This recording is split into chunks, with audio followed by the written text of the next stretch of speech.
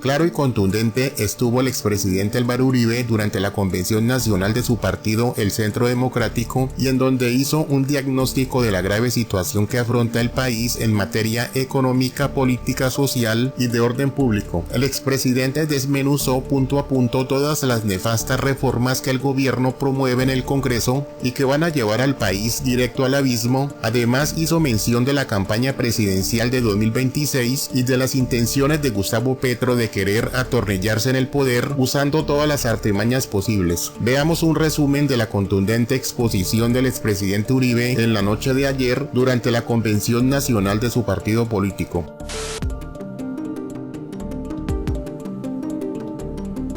Nosotros colaboramos en la paz. Ahí están nuestros compañeros José Félix Laforí y Fabio Valencia. Por supuesto, es difícil. Mientras el país tenga este nivel de narcotráfico, nunca habrá paz. Yo nunca entendí por qué en La Habana, cuando Colombia había bajado a 48 mil hectáreas de droga en el gobierno Santos, no estoy hablando del mío, y estábamos próximos a tener un país sin droga, se aceptó la imposición de la FARC de extenderle a la droga y al secuestro la calidad de crímenes políticos, sin cárcel, sin extradición con elegibilidad política, de prohibir la fumigación y de sujetar cualquier forma de erradicación al consenso, al consentimiento de comunidades, muchas oprimidas por FARC. Puede que se acabe el narcotráfico. Puede haber dos caminos. Un camino que uno ve en regiones colombianas. Llegan personas cultivadoras de un médico y le dicen, no tengo con qué pagarle la consulta porque no he vendido coca. Nos están desplazando con las sustancias sintéticas. Pero puede haber otra forma. Puede ser que el país reclame en algún momento un gobierno firme que lo reunifique. Estamos viendo la patria partida en republiquetas. En muchas regiones de la patria, y esto viene muy desde el año 2013, hoy no dirige ni hay eficacia del Estado de Derecho. El poder eficaz lo tienen los estados criminales alternativos del narcoterrorismo. Esto se me parece a la Francia de Pétain, invadida por Alemania, pero con un gobierno, entre comillas, francés subalterno, en Burdeos, dirigido por Pétain. El poder formal lo tenía Francia, el poder eficaz lo tenía la invasión alemana. La invasión narcoterrorista tiene el poder eficaz en muchas regiones. Cualquiera de los caminos para acabar con el narcotráfico nos va a dejar un problema muy grande, apreciados compañeros. 200, 300, 400.000 personas teniendo ese criminal negocio como su fuente de vida. Mientras más nos demoremos para enfrentar esto, vamos a tener más compatriotas viviendo de ese miserable negocio. Y por supuesto, va a ser más difícil el día que se acabe eso, reacomodarlos a la vida legal de la nación. ¡Qué dificultades! ¡Qué dificultades! Y no entiendo cómo en la época del COP se olvidó aquello que nosotros creamos tan importante, las familias guardabosques, en un país que tiene más de la mitad del territorio todavía en selva virgen.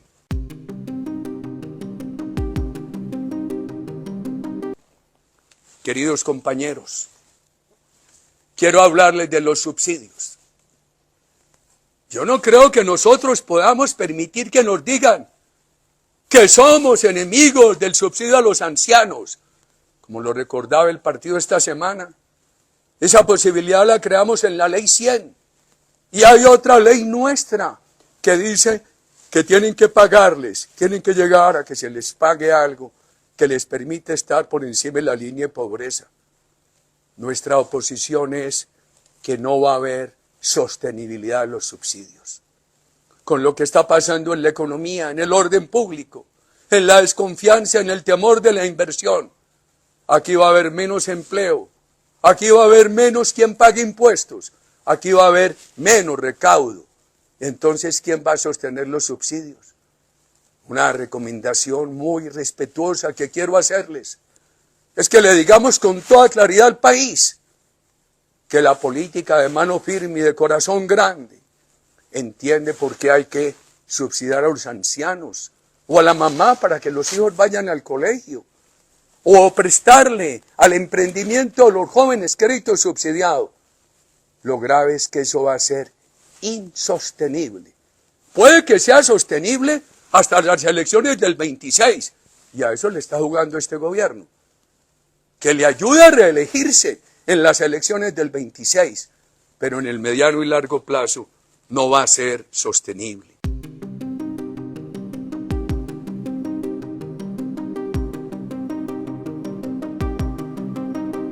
Me parece sumamente grave lo de las energías. Anoche escuchaba a Juan Espinal en un gran debate sobre el tema, nuestro representante a la Cámara. ¿Cómo vamos? El país se va a quedar sin gas, se va a quedar sin petróleo y también sin las energías alternativas. ¿Cómo empezamos nosotros? Las energías alternativas, el biodiesel, el alcohol carburante, el primer parque eólico en La Guajira. ¿Cómo avanzó el presidente Duque con la asignación de contratos de energías alternativas? Pero también se necesita un gobierno que lidere las comunidades para que las comunidades permitan acuerdos razonables a fin de que se puedan extender las líneas de transmisión de esas energías. Sin eso, se va muriendo el interés de esas inversiones y algunos ya han desertado. Yo recuerdo que cuando le cedimos a Venezuela la oportunidad de comprar gas de Colombia, donde hay muy poquito y ellos tienen mucho, porque no lo tenían en el Golfo de Maracaibo, el compromiso fue que nos empezarían a devolver gas a través de un gasoducto en el año 2012. No lo hicieron, no tienen la infraestructura. Seguramente como vamos, no va a ser solamente por unos años, sino eternamente, porque si nosotros estuviéramos con una activa exploración, la escasez podría ser temporal, pero sin exploración la escasez puede ser permanente. Seguramente va a ser muy difícil que Venezuela coloque esa infraestructura que se necesita para que nos venda gas. Entonces tendrá el país que comprar gas licuado, traerlo a los puertos y volverlo a gasificar con un sobrecosto enorme para los usuarios. La reforma tributaria ya se sienten sus daños. Digámosle esto a los colombianos. Cuando uno ve la comparación tributaria de Colombia en la OCDE, tenemos un impuesto a las empresas muy alto y ya muy alto a las personas naturales, y lo quieren crecer más. Y ya eso, sumado a otras realidades, ha venido afectando la inversión. Cuando yo miro la formación bruta de capital, le pregunto a los economistas, porque no lo soy, y leo un rengloncito que se llama maquinaria y equipos, que es lo más importante, porque, por ejemplo, la vivienda resuelve problemas sociales, crea empleo mientras se construye, pero no es un activador. Una casa que construimos hoy no es un activador de la economía a largo plazo. La compra de maquinaria, de tecnología, de equipos sí lo es. Hombre, eso ha tenido una reducción del 26%. ¿Cuándo va a salir el país con esa caída de la confianza de inversión, por favor?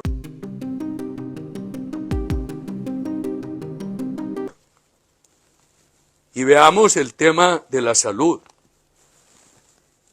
El gobierno ha jugado la estrategia de descrédito. Con razón, De hace un año para acá ha caído algo la aprobación de los colombianos a las EPS. Claro, el gobierno las ha desacreditado, les ha negado recursos. Ha habido gran escasez de medicamentos. Muchas EPS en esa situación han incumplido. Me parece que el gobierno, así como el gobierno ha tenido estrategas cuya tarea histórica ha sido desacreditar liderazgos, también ahora ha tenido una estratega para desacreditar las EPS y crear una posibilidad de aprobar que no se apruebe esta reforma. ¿Para qué se necesita en afiliación? Cuando uno ve el 98% de los colombianos afiliados a la salud, necesidad de centros de salud para la afiliación no hay, porque vamos a perder la libertad. Que los colombianos no se hubieran podido afiliar, uno entendería la razón de los centros de salud. Pero si los colombianos no han tenido dificultades para afiliarse, dentro de la libertad hay un 98% de los colombianos afiliados. ¿Por qué? Nos van a quitar la libertad y nos van a obligar a afiliarnos a un centro de salud del Estado, el más cercano a la casa. Eso parece más un empadronamiento cubano que una afiliación a la salud. Pero yo pregunto, si una EPS va mal, se elimina. Yo eliminé muchas. Unas las quebraron por la politiquería. Saludcop, Caprecop, Café Salud. El presidente Duque, Fabio, el Aristizábal, el superintendente de salud, eliminó 3 EPS. Ese sistema es un sistema que además se puede corregir, cuyos actores se pueden eliminar. ¿Quién va a eliminar un centro de salud del Estado? Hoy los colombianos tienen la posibilidad de que desaparezca una EPS, de que nazca otra. Y esa la puede crear el Estado, una entidad mixta con el sector privado, una cooperativa, un municipio, un departamento. El país ha tenido esa experiencia y las peores han sido las estatales. Pero ¿quién va a eliminar un centro de salud del Estado? Ese estatismo toma una fuerza inercial que termina imponiéndose. A mí me preguntaban cuál es el futuro de Cuba y lo veo muy difícil, porque han logrado en 3 generaciones matar la iniciativa. Yo creo que el gran problema de estos socialismos es que matan la iniciativa, resignan a los ciudadanos. ¿Quién va a pelear contra un centro de salud del Estado? Los ciudadanos terminan finalmente sometidos a la politiquería. Pero miren, hoy la EPS tiene que atenderle al usuario todo, desde la atención básica hasta la más compleja. Y hemos tenido mecanismos de defensa de los ciudadanos como la tutela. Hace 15 días discutiendo, analizando, con una muy respetable profesora de la Universidad de Harvard, yo le decía, ¿cuál es el problema de la tutela? Que hayamos tenido 90.000 tutelas. Irán construyendo el precedente judicial para que no se tengan que repetir en un país que con más de 300 atenciones al año puede producir 800 millones de facturas. Porque yo voy donde el médico, él factura, me manda a unos exámenes, allí factura. Después a rayos X, allí factura. Por eso tenemos que entender por qué es mucho más el número de facturas que el número de atenciones. Pues ahora, y si esa EPS no sirve, la quitan o se tutela. Entonces ahora el centro de salud dice, usted necesita una atención más compleja. Aquí quieren segmentar el aseguramiento. Entonces, ¿qué va a pasar? Me remiten a un nivel más complejo y lo tiene que aceptar una entidad burocrática, politiquera, departamental o municipal. ¿Por qué ese daño? ¿Quién va a pelear contra ellos? He de ver a los ciudadanos llamando al concejal, al diputado, al alcalde, gobernador, al politiquero de turno, diciéndole, mire, no me han dado esta atención compleja que necesito. Por favor, qué daño tan grande. Y las auditorías, y el manejo del dinero, queridos amigos, Y entonces se dice el problema en las zonas rurales, el tema de la prevención. En discusiones con el gobierno uno oye que quieren crear, en unas ocasiones dicen 7.000 grupos de promotores, en otras ocasiones dicen 11.000, en otras ocasiones 20.000, y el gobierno dice que cada grupo tendrá 10 funcionarios. Veamos eso en la menor ambición, 7.000 grupos, son 70.000 burócratas, caminando las calles de Colombia. En Bogotá lo hicieron. Primero no necesitaron cambiar la ley, le hicieron un enorme daño a la salud, y todos esos burócratas, en su inmensa mayoría, fueron agentes de proselitismo político y no médicos de prevención de salud.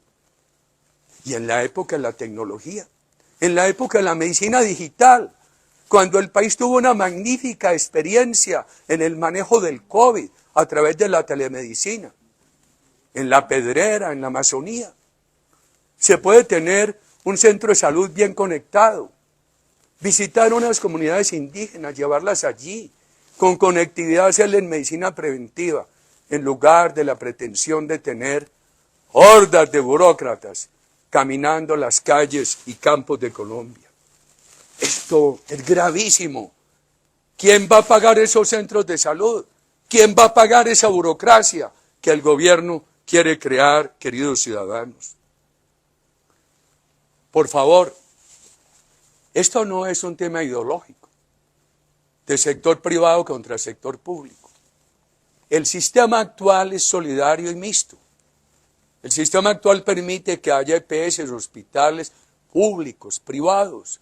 Qué gran inversión privada en hospitales se ha tenido Colombia y de fundaciones sin ánimo de lucro. Y unos en un muy alto concepto, en una muy alta ubicación en el ranking internacional, estimados compañeros. El tema no es ideológico, pero es que la mayor parte de las quiebras se han dado en EPS del Estado y en hospitales del Estado. El gobierno que presidí hizo un gran esfuerzo con 224 hospitales en el país públicos que se salvaron, y la mayoría años después volvieron a caer en el clientelismo. Recuerdo a la senadora Paloma hablando de un hospital de su departamento, en el cual habían escasamente 2 médicos y docenas de burócratas. Una EPS en el régimen contributivo se puede gastar en lo que yo llamaría administración, imprevistos de utilidad hasta 10 puntos. Lo máximo. Las buenas no se lo gastan, porque el seguro de salud les cuesta mucho más, mucho más. Pero que se gastaran los 10 puntos es mucho menos que lo que se gasta una entidad del Estado. Aquí estamos corriendo el riesgo de un sistema politiquero mucho más costoso e ineficiente. ¿Y esas ineficiencias a qué van a llegar? En el momento que no haya el presupuesto. Aquí puede haber presupuesto mientras se gastan los recursos, los despilfarran. Y eso puede coincidir con el espíritu reeleccionista de este gobierno. Y después, apenas se acaban los recursos, eso va a llevar a que la ciudadanía tenga que hacer un mayor esfuerzo en gasto de bolsillo. Y esa reducción del gasto de bolsillo es uno de los grandes logros de la Ley 100. Cuando empezamos, los colombianos para acceder a la salud tenían que gastarse de cada 100 pesos de costo 55, hoy 15, 17, pero ya hay preocupaciones, queridos ciudadanos. ¿Por qué nos van a llevar a este sistema público tan ineficiente? Que el país además lo probó. ¿Y quién lo echa para atrás? Usted a la Ley 100 le hace reformas. ¿Quién va a echar para atrás un monopolio del Estado? Qué difícil es echar para atrás esos monopolios del Estado. Pero es que este sistema es solidario. Por ejemplo, en Chile, el trabajador paga todo. Repítanle esto a los ciudadanos. Yo los estoy fatigando hoy porque el partido tiene que masificar la pedagogía popular en contra de estas reformas. Por favor, Aquí la mayor parte la paga el empleador o el trabajador. En Chile le dan al trabajador lo que pueda comprar, lo están bregando a corregir. Aquí hay el mismo nivel de servicio para el que más pague o para el que menos pague. Alguna vez le dije yo a los marxistas, es que este sistema es el verdadero comunismo. Si tomamos la frase de Marx, que cada uno pague de acuerdo con su capacidad y reciba de acuerdo con su necesidad, esa es la ley 100 de Colombia en salud, queridos amigos. Una gran solidaridad. ¿Por qué vamos a desbaratar eso? Después de que este gobierno pase y este gobierno se haya gastado el dinero y dejen el país en muy malas condiciones, no va a haber dinero con qué pagarle a los médicos. Veamos el sistema de pensiones. Que se necesita pagarle a los ancianos. Eso está autorizado desde 1993. Bastante avanzamos nosotros. Páguenle a los ancianos. Pero hay dos posibilidades. Una, gastarse plata en los fondos de pensiones que después no se va a recuperar. Otra, tener un Estado austero que sea capaz de ahorrar dinero y pagarle a los ancianos. Pero con todo este burocratismo, con todo este derroche, que no viene ahora, el país en muy pocas oportunidades ha entendido por qué hay que eliminar el derroche. Los viejos hablamos con nostalgia, yo se lo reconozco, pero a mí me da mucha tristeza que tanta eliminación burocrática que hicimos se hubiera perdido en el curso del tiempo. Y miren lo que va a pasar. Entonces ahora toman unos recursos de los fondos para pagarle a los ancianos. ¿Y qué va a pasar? La desaceleración de la economía, la falta de empleos, le va a generar menos ingresos al sistema, le va a generar menos ingresos a Colpensiones, menos ingresos a lo que pueda quedar de los fondos. Entonces, ¿con qué van a pagarle a los ancianos en el futuro? Porque yo he oído al gobierno decir, es que los fondos de pensiones, si no los reformamos, se van a acabar, porque todos los días hay menos trabajadores activos y más jubilados. Eso es fácilmente rebatible. Si se logra con una cotización aumentar el ahorro de todo trabajador, especialmente los sectores medios, los fondos no tienen por qué acabarse. Yo no sé eso porque no se ha rebatido en todos los foros del país. Porque si se logra ese equilibrio, puede que aumente. Por supuesto, la tendencia demográfica muestra que va a aumentar el número de jubilados y posiblemente en proporción a disminuir el número de cotizantes. Pero si se hacen ajustes sin destruir los fondos, eso se maneja. En los fondos le va bien al trabajador básico y al de arriba. Porque el trabajador de salario bajo tiene derecho a la pensión mínima con 1.150 semanas, ya hay una garantía de pensión mínima que en los fondos no tiene que pagar el gobierno. Entonces, nosotros tenemos para los colombianos, que hay muchos colombianos sin pensión, dice el gobierno. Pues ahí tiene el sistema de los pobres, del adulto mayor, tiene los BEPS. Entonces, dicen, una de las justificaciones es que los colombianos no tienen pensión. Hoy se gastan el dinero, pero eso va a ser insostenible. El país va a quedar sin fondos y sin empleo, porque todos los días va a haber menos trabajo en Colombia, menos empleos con las reformas y con la orientación con la orientación que el país tiene en este momento. Entonces la verdadera causa de que los colombianos no van a tener pensión no es la existencia de los fondos, es la situación de la economía y la situación del empleo. Eso es lo que deberíamos ver. Y mire, si quieren darle pensión a una serie de colombianos que no la tienen, por ejemplo, sustituyendo los BEPS, tienen dos recursos. Quitan los recursos de los fondos con una economía sin crecer. Eso les sirve para la campaña electoral del 26.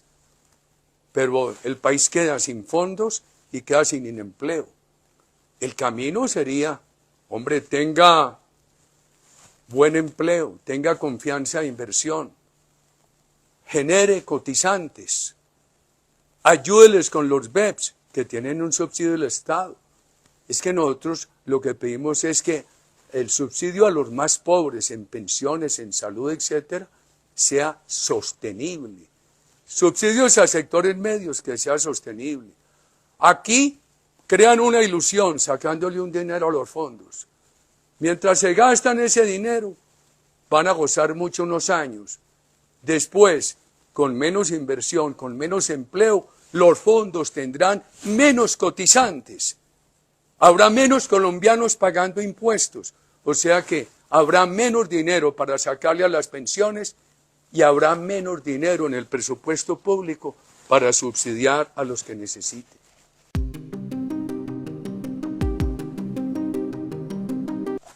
La reforma laboral crea miedo al empleo. Pero quiero decir esto, nosotros siempre proponemos alternativas. Por ejemplo, eso de los presupuestos máximos en salud. ¿Qué hemos dicho nosotros? ¿Por qué son los presupuestos máximos? Porque en la pandemia y en la pospandemia apareció una serie de tecnologías, unos insumos de salud, todo más costoso. Esa figura de los presupuestos máximos es una figura que genera controversia. El gobierno, por un decreto, por una resolución, puede crear un cuerpo independiente que fije el valor de los presupuestos máximos o que diga cuál debe ser el aumento de la UPS año tras año, para que eso no se convierta en un tira y afloje entre el gobierno y los actores de la salud. Pero esta reforma laboral crea miedo al empleo. Ya se ve. Esta semana supe que en una ciudad, un almacén de cadena eliminó 2.000 personas, 2.000 familias sin ese ingreso. Antes de aprobarse esta reforma está creando un gran pánico al empleo. Uno le pregunta a los argentinos, bueno, ¿ustedes por qué no han creado empleo? Dice, porque cada empleo se nos convierte en un pleito. ¿A nos quiere llevar la reforma laboral? ¿Quién va a sacar un trabajador si todo se va a convertir en un pleito? Este país tiene recargos. Inclusive, en un acuerdo en el Congreso, siendo yo senador, se dijo que empezaran a cobrarse no a las 10 de la noche, sino a las 9. Ahí se hizo un ajuste. Este país paga, aquí hay que, cuando se trabaja el domingo hay que pagar un recargo del 75%, pero también hay que dar un compensatorio en materia de descanso dominical. Aquí ha habido unos aumentos salariales importantes y nosotros no nos hemos opuesto. El problema no es el salario para nosotros, el problema es el miedo a la creación de empleo. Y este partido tiene que defender su corazón grande. Nosotros sacamos la ley de reducción de la jornada de trabajo. Este año se reducen otras 2 horas y finalmente va a quedar no en 48, sino en 42 horas. Y nosotros hemos dicho, una de las razones para oponernos a esta reforma laboral es que crea pánico en el empresario y quiere estimular rabias en el trabajador. El país necesita una economía fraterna, que ambos remen en la misma dirección. Por eso muchas veces hemos repetido, en lugar de esta reforma laboral, ¿por qué no creamos mejores condiciones para invertir en Colombia? Demos seguridad. Esta mañana me preguntaban unos jóvenes de la Universidad de Columbia, ¿cómo se promueve el emprendimiento? Y yo dije, hay 5 elementos, puede haber muchos. 1, educación. 2, seguridad. Pero la seguridad tiene que ser física, legal. La seguridad tiene que ser política. Otro elemento es la legitimización. ¿Qué es la seguridad legal? Hombre, que no haya todo este cambio de reglas a toda hora. ¿Quién invierte? ¿Quién invierte así en un país? ¿Y cuál es la seguridad política? Un gobierno que es agresivo en el discurso contra los empresarios crea pánico. sienten que no hay seguridad política. El discurso, el partido nuestro tiene que proveer un discurso amable con los empresarios y un discurso solidario con los trabajadores y sobre todo con los nuevos emprendedores. Y por supuesto para nosotros la inversión tiene que ir de la mano de la política social. El factor de legitimación, el factor de afecto popular a un sistema de empresa privada es fundamental. Y eso se logra si simultáneamente con la promoción de la empresa privada van las reivindicaciones de los trabajadores. Pero aquí nos quieren llevar a un sindicalismo a la fuerza. En Argentina ha llegado al extremo que el empresario ya perdió el contacto con el trabajador. Todo lo tiene que hacer a través de unos pulpos sindicales que se convirtieron en grandes actores políticos del país. Y nos quieren acabar el contrato sindical con la CGT, con Julio Roberto, que tanta falta hace. ¿Cómo estimulamos el contrato sindical? Que es una expresión solidaria. Hay que ver la importancia en algunas entidades del Estado y en algunas entidades privadas.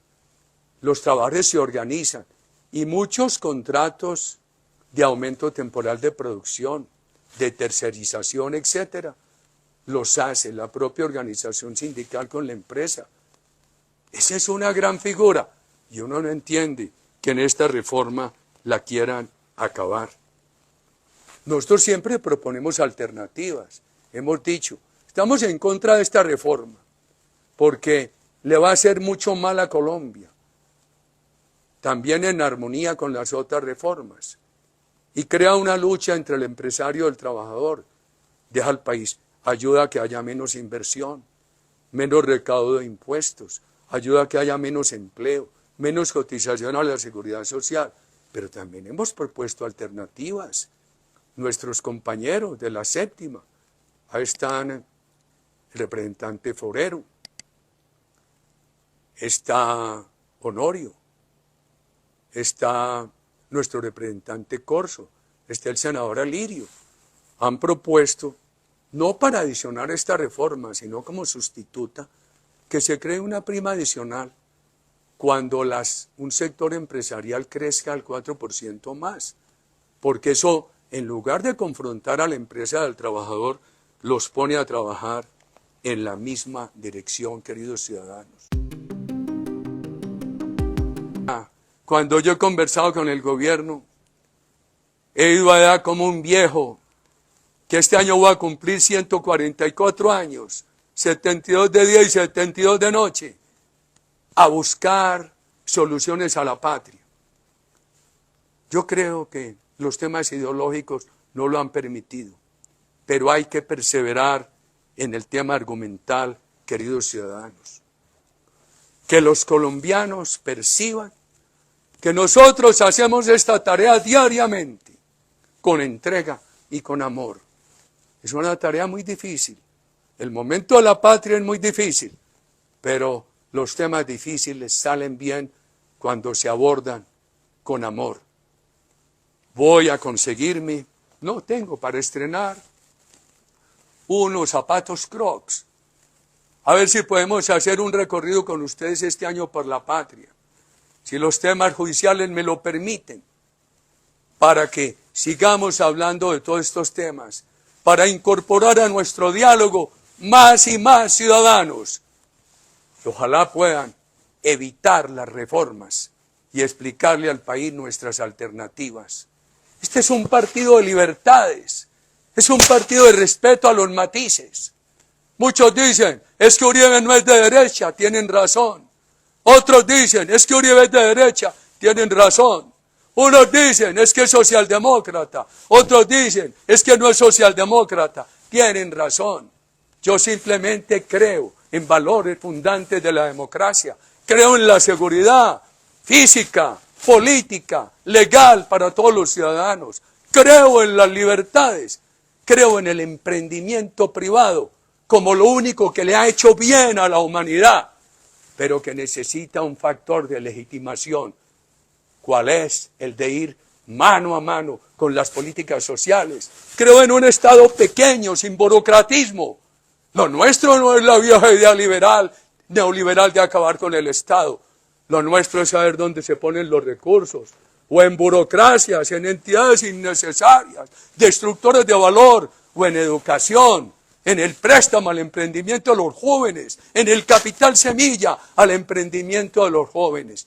En todo esto creemos nosotros en el diálogo permanente. Saquemos adelante este partido. Hay que recuperar todo el afecto en el corazón del pueblo colombiano.